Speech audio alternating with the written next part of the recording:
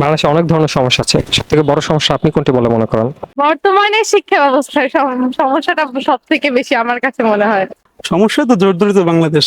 বেকারত্বটা মনে হয়, শিক্ষা ব্যবস্থা এটা সব থেকে বড় সমস্যা বলে আমি মনে করি। দুর্নীতিটা, জনসংখ্যা সমস্যাকে এক নম্বর সমস্যা হিসেবে চিন্তা করা হয়। আর্থিক সমস্যা। আমার কাছে একবারে এক হইলে রোহিঙ্গা আর হইলে বেকার সমস্যাটা। বেকারত্বই বেশি, যারা পাওয়ার তারা পায় না, কিন্তু যারা না পাওয়ার তারা পায় বেশি। বাংলাদেশের সব থেকে বড় সমস্যা কোনটি বলে আপনি মনে করেন? অনেক সমস্যা আছে আমাদের, যানজট, বেকারত্ব, দুর্নীতি, পপুলেশন প্রবলেম। আপনার কাছে কোনটা মনে হচ্ছে?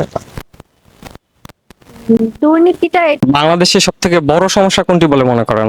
বড় সমস্যা শিক্ষা ব্যবস্থা এটা সব থেকে বড় সমস্যা বলে আমি মনে করি। এটা আমি বেশি ফেস করছি, মানে প্রবলেম গুলা বেশি ফেস করার কারণে হচ্ছে আমি এটা বেশি সমস্যা মনে করি আজ, মানে এখনকার সময়ের মধ্যে। বাংলাদেশের বড় সমস্যা বর্তমান তো বেকারত্ব ছাড়া কোনো সমস্যাই নেই। মানে মূল সমস্যা সর্বপ্রথম সমস্যা তো জর্জরিত বাংলাদেশ, কিন্তু সেক্ষেত্রে বেকারত্ব বেশি সমস্যা। বাংলাদেশে এই মুহূর্তে সমস্যা মানে আয়তনের তুলনায় মানুষ একটু বেশি, জনসংখ্যায় বেশি, এটাই তো বড় সমস্যা। জনসংখ্যা সমস্যাকে এক নম্বর সমস্যা হিসেবে চিন্তা করা হয়। বাংলাদেশের সবচেয়ে বড় সমস্যা হচ্ছে আর্থিক সমস্যা। বাংলাদেশের সব থেকে বড় সমস্যা আপনার কোনটা বলে মনে হয়?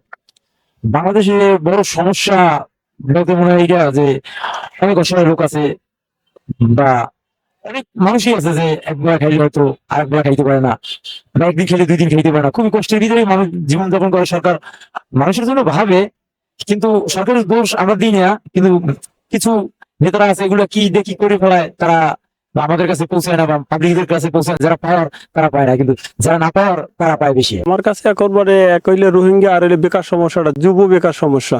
এটা তো মহিলাদের কর্মসংস্থান আছে, দেখা গেছে ইভেন প্রাইমারিতে চাকরিতে মহিলাদের চাকরি আছে সকল, অথচ উপযুক্ত মানে ছেলেরা থাকতে ছেলেরা বেকার আছে।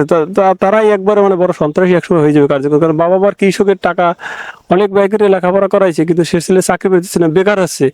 তারপরে তার সংসারটা অশান্তিতে কাটতেছে। আমার মনে হয় যে ছেলেদেরকে চাকরিটা বেশি দেওয়া উচিত। People's paradigm with Himu Akash.